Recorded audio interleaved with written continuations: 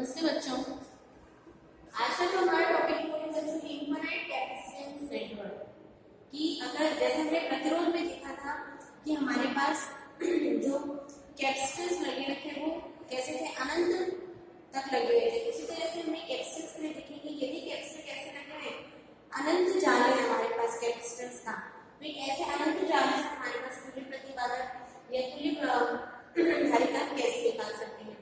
तो उसी सेम तरीके से निकालेंगे बच्चों। यहाँ पर हमने सबसे पहले क्या देखना है कि यहाँ पर वो कौन सी यूनिट है, वो कौन सी इकाई है जो बार बार क्या हो रही है, रिपीट होती जा रही है। सबसे पहले तो हमारे पास ऐसे सर्किट में ये चीज देखनी होती है। आप देखोगे ये चीज है आपकी, यहाँ पर रिपीट हो रही है, यहाँ पर रिपीट हो रही है, यहाँ पर रिपीट हो रही है, मतलब ये एक तरह से क्या बन रहा है, उल्टा एल बन रहा है। यहाँ पे उल्टा क्या बन रहा है, एल बन रहा है। ये उल्टा एल क्या हो रहा है, बार बार रिपीट होता जाएगा। तो हमारी ये क्या होगी, रिपीटिंग यूनिट होगी। ये क्या होगी बच्चों, हमारी रिपीटिंग यूनिट, मतलब ये इकाई जो है वही बार बार क्या हो रही है, रिपीट होती जा रही है और इससे हमारे पास एक इनफिनिट नेटवर्क बनता है। अब इस इकाई का हमें क्या ज्ञात करना है, तुल्य धारिता ज्ञात करें। तो सबसे पहले उनके मान लेते हैं बच्चों, माना कि ए व बी टर्मिनल के मध्य, कौन सी टर्मिनल के मध्य, ए व बी टर्मिनल के मध्य तुल्य धारिता मान ली हमने कितनी है, तुल्य धारिता में कितनी माना, तुल्य धारिता माना कि कितनी है, x है। हमने क्या मान लिया, ए और बी टर्मिनल के बीच में तुल्य धारिता कितनी है, x है। अब उस तुल्य धारिता x है, उसको हमें क्या करना है कि जो सबसे पहले जो यूनिट है उसको छोड़ के बाकी सभी के लिए सभी को हमें अलग कर दो। बस ये जो फर्स्ट रिपीटिंग यूनिट है इसको छोड़ के इन सभी को हमने क्या कर लिया, अलग कर लिया। बाकी जितनी मेहनत लगी, मतलब कि यही चीज तो रिपीट होती जा रही थी, तो हम क्या मान रहे हैं कि जो भी इस रिपीटिंग यूनिट को छोड़ के बाकी जो पूरा हमारे पास जो इनफिनिट नेटवर्क है उसकी धारिता कितनी होगी बच्चों, उसकी तुल्य धारिता भी क्या होगी बच्चों, x ही होगी। क्यों होगी x, जो हमारे पास टोटल n है, तुल्य धारिता हमारे पास कितनी है, x है, उसमें से अगर हम एक को निकाल भी दें तो भी इससे कोई फर्क नहीं पड़ेगा क्योंकि हमारे पास कितना नेटवर्क है, इनफिनिट नेटवर्क है। क्लियर। तो ऐसी स्थिति में हम अगर उसमें से एक यूनिट को हम बाहर भी निकाल दें तो भी हमारी उस कैपेसिटेंस में इतना अधिक फर्क नहीं पड़ेगा। इसलिए अगर एक रिपीटिंग यूनिट को हटा के बाकी जितने भी नेटवर्क पूरा बचा है उसको हम क्या मान रहे हैं कि उसकी तुल्य धारिता कितनी होगी, x के बराबर ही होगी। क्लियर। तो इसको छोड़कर रिपीटिंग यूनिट को हटाकर बाकी की तुल्य धारिता भी कितनी होगी बच्चों, x होगी। क्लियर। तो अब इसका तुल्य परिपथ बनाना है, तो इसका तुल्य परिपथ क्या बनेगा बच्चों, अब ये पूरा का पूरा किसके बराबर है, यहाँ पर किसके बराबर है, x के बराबर। तो इसका तुल्य परिपथ कैसे बनेगा हमारा, इस तरीके से बनेगा। ये ए बी टर्मिनल, ये सी और यहाँ पर इसकी जगह हमने इस पूरे को किससे रिप्लेस कर दिया, तुल्य धारिता x से क्या कर दिया, रिप्लेस कर दिया। ये x हो गया। अब हमें साफ दिख रहा है कि दोनों कैसे हैं बच्चों, समांतर क्रम में, और इसके साथ में रख के कैसे होगा, श्रेणी क्रम में। तो इन दोनों का हम क्या निकाल लेते हैं, तुल्य प्रतिरोध। और हम समांतर क्रम का हमें पता है कि समांतर क्रम में तुल्य प्रतिरोध कितना होगा, तुल्य प्रतिबाधा, तुल्य धारिता कितनी होगी बच्चों, c प्लस x। फिर इसका तो क्या बना लेते हैं, तुल्य परिपथ बना लेते हैं। तो तुल्य परिपथ हमारा इस तरीके से बन जाएगा, ए और बी। अब ये दोनों कैसे हमारे, अब ये दोनों कैसे सीरीज में, और सीरीज के हमें फॉर्मूला पता है कि तुल्य धारिता क्या होगी, 1/c = 1/c1 + 1/c2। सीधे यहाँ पे फॉर्मूला लगाते हैं तो हमारे पास क्या होगा बच्चों, फॉर्मूला CE = कितना हो जाएगा यहाँ पे, c × c + x upon c + c + x। Clear. अब हमारे पास ये स्थिति है कि यहाँ पर हमने पहले ही मान लिया था कि जो तुल्य धारिता है वो किसके बराबर है, ए और बी टर्मिनल के बीच जो तुल्य धारिता है उसकी वैल्यू कितनी है, x है, और ये किसको रिलेट कर रही है, ए बी टर्मिनल के बीच तुल्य धारिता को रिलेट कर रही है, तो इसकी वैल्यू भी क्या होगी बच्चों, x के बराबर आउट हुई। सीधा सिर्फ इसको क्या कर लेते हैं, हम हल कर लेते हैं। इसको सॉल्व करते हैं तो हमारे पास क्या करेगा, ब्रैकेट खोला हमने c² plus cx is equal to, ये कर गया तो ये कितना हो गया 2cx प्लस x², ये से मल्टीप्लाई हो गया तो हमारे पास क्या आ गया वैल्यू x², ये cx यहाँ हो गया तो -1 2cx माइनस cx कितना हुआ प्लस cx, ये c कर लिया तो -c² इक्वल्स टू 0। अभी कैसी इक्वेशन आ गई बच्चों हमारे पास, एक द्विघातीय समीकरण आ गई। कैसी समीकरण आ गई, द्विघातीय समीकरण।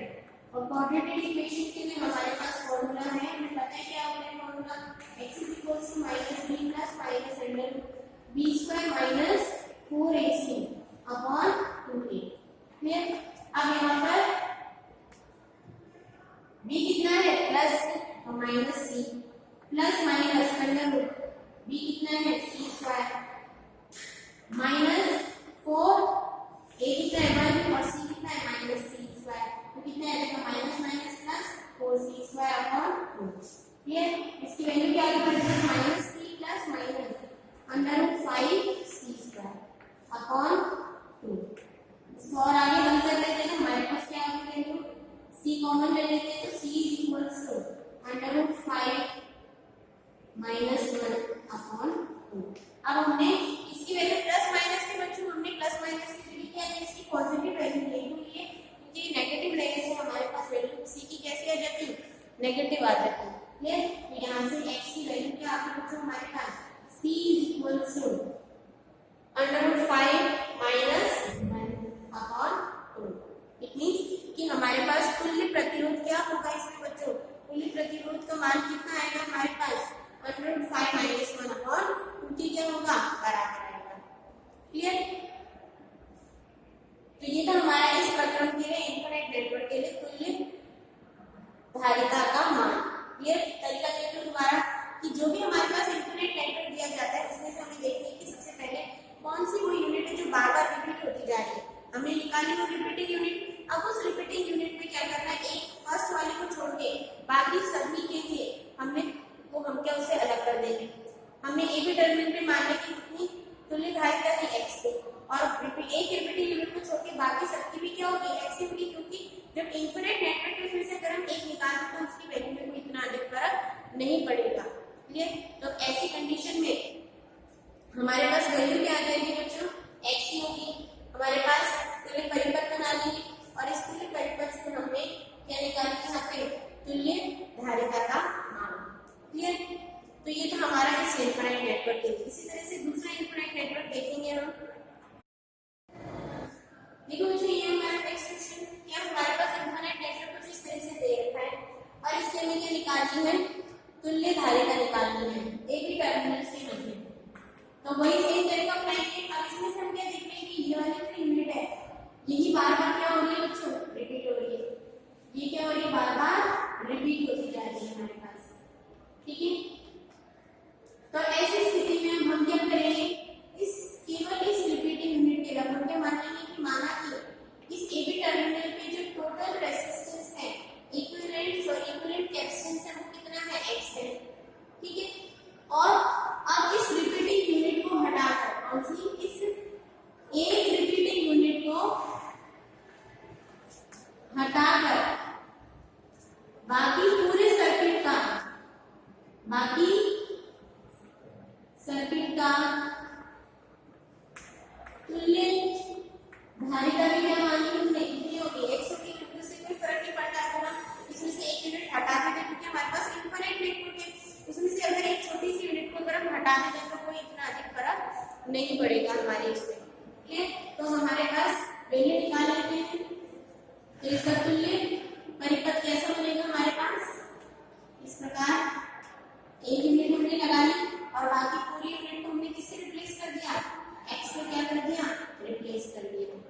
पूरी यूनिट को हमने किससे रिप्लेस कर दिया, x से। इसका एक तुल्य परिपथ बन गया। अब इस तुल्य परिपथ को हमने क्या करना है, हल करना है। ये अब इस तुल्य परिपथ को हल करेंगे तो हमारे पास कैसे निकलेगा बच्चों, ये दोनों कैसे दिख रहे हैं हमें, सीरीज में। ये दोनों कैसे हमारे पास सीरीज में, उसके बाद जो हमारे पास लाइफ लाइन को कैसे होगी, समांतर क्रम में। तो सीरीज के लिए हमारे पास हल करने के लिए c क्या होगा, c × x। अपॉन सी प्लस एक्स। क्लियर? तो हमारे पास तुल्य परिपथ इसका भी क्या बन जाएगा इस तरीके से, ये बी टर्मिनल धारिता आगे और ये हमारे पास धारिता आ गई, ये सी और ये कितनी होगी सी एक्स अपॉन सी प्लस एक्स। क्लियर?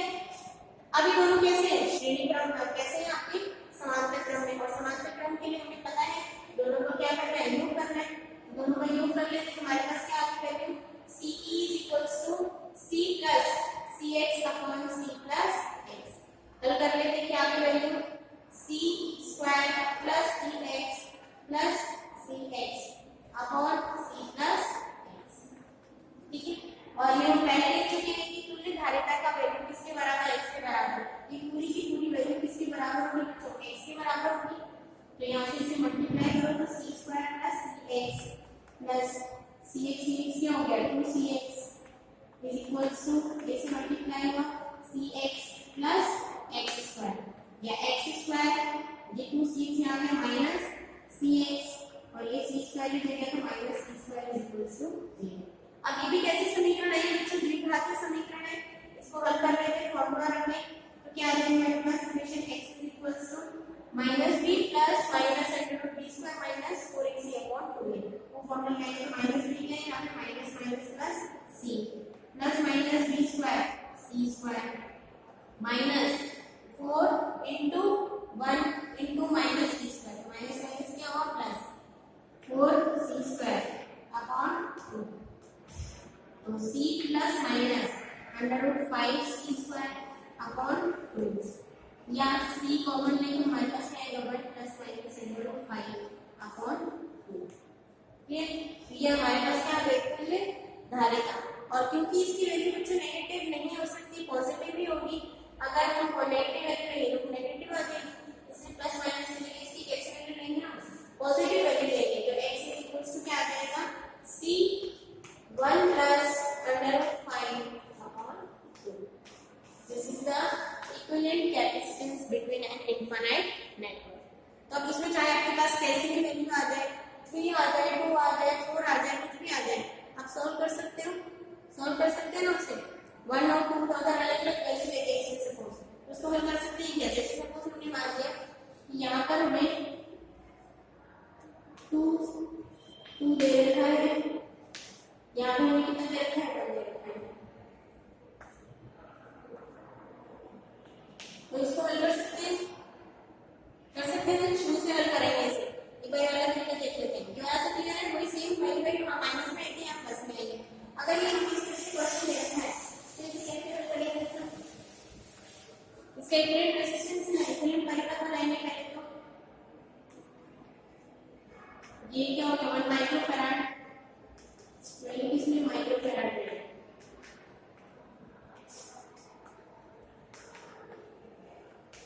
ठीक है, यहाँ पे 2 माइक्रोफैराड हमने लगा दिया और इसको पूरे को हमने 50 यूनिट के अलावा जो पूरा जो इनफिनिट नेटवर्क है उसको उठा के हमने क्या मान दिया x माइक्रोफैराड। ठीक है, ये दोनों कैसे हमारे सीरीज में, ये दोनों कैसे सीरीज में, तो हमारे पास तुल्य धारिता कितनी आ जाएगी 2 प्लस x। ठीक है, फिर इसके इक्विवेलेंट सर्किट हमने बनाया वापस से ये 1 माइक्रोफैराड और यहाँ पे कितनी हो गई 2 प्लस x। अभी दोनों कैसे है समांतर में, तो समांतर के लिए भी निकाल सकते हैं, समांतर के लिए निकाले और समांतर के लिए क्या करेंगे हमारे पास 1 into 2 plus x upon 1 plus 2 plus x, क्या करेंगे हमारे पास 2 plus x upon 3 plus x। Clear? अब ये हमारे पास क्या है बच्चों तुल्य धारिता, और तुल्य धारिता हम देख चुके हैं कि इसकी वैल्यू किसके बराबर होगी, जो तुल्य धारिता हमने मानी थी उसके बराबर होगी, तो 2 plus x upon 3 plus x की वैल्यू किसके बराबर होगी x के बराबर। इसको सॉल्व कर लो 2 plus x is equals to 3x plus x square या x स्क्वायर। ठीक है, ये x इधर गया तो क्या हो माइनस x और 3x माइनस x कितना होगा 2x और ये इधर टू गया -2 इज इक्वल्स टू 0। तो ये इक्वेशन में कैसी इक्वेशन आ गई हमारे पास, क्वाड्रेटिक इक्वेशन आ गई। इस क्वाड्रेटिक इक्वेशन को डायरेक्ट तो हमारे पास फैक्टर्स बन गए हैं, उस फॉर्मूले से बनाएंगे तो हमारे पास -2 plus minus under root b square 4 का स्क्वायर माइनस माइनस माइनस क्या होगा प्लस 4 इंटू 2 कितना हो गया 8 अपॉन 2। क्लियर? तो क्या आ गई वैल्यू हमारे पास -2 plus minus under root 12 upon 2। और 12 का अगर फैक्टर देखें तो हमारे पास 12 की फैक्टर क्या बन जाएंगे, कितने बन जाएंगे 4 इंटू 3 या -2 plus -2 under root 3 upon 2। 2 common ले लो तो हमारे पास क्या आ गया, 2 कॉमन ले लो, इसकी पॉजिटिव नेगेटिव में से कौन सी वैल्यू लेंगे, पॉजिटिव वैल्यू, ताकि कैप्सिटंस कैसा है हमारे पास बच्चों पॉजिटिव है। तो क्या आ जाएगी वैल्यू, 2 कॉमन लेंगे हमें अंडर रूट 3 -1 अपॉन 2 से 2 कैंसिल, तो हमारे पास कैप्सिटंस कितना आ गया अंडर रूट 3 - 1 सी। और चाहे तो इसकी वैल्यू पुट करके अंडर रूट 3 की वैल्यू क्या 1.713 माइनस 0.713 माइक्रोफैराड। इट मींस कितना कैपेसिटेंस है हमारे पास अंडर रूट 3 -1 माइक्रोफैराड है। तो इसमें आपके पास डायरेक्ट ऐसे भी क्वेश्चन आ सकता है बच्चों, और आपके पास वैल्यू पुट करके देखेंगे और ऐसे भी क्वेश्चन आ सकता है। क्लियर? तो ये था हमारा इनफिनिट नेटवर्क का। इसके बाद आगे जो हमारा नेक्स्ट टॉपिक है वो हम देखेंगे अपनी नेक्स्ट क्लास में। Thank you.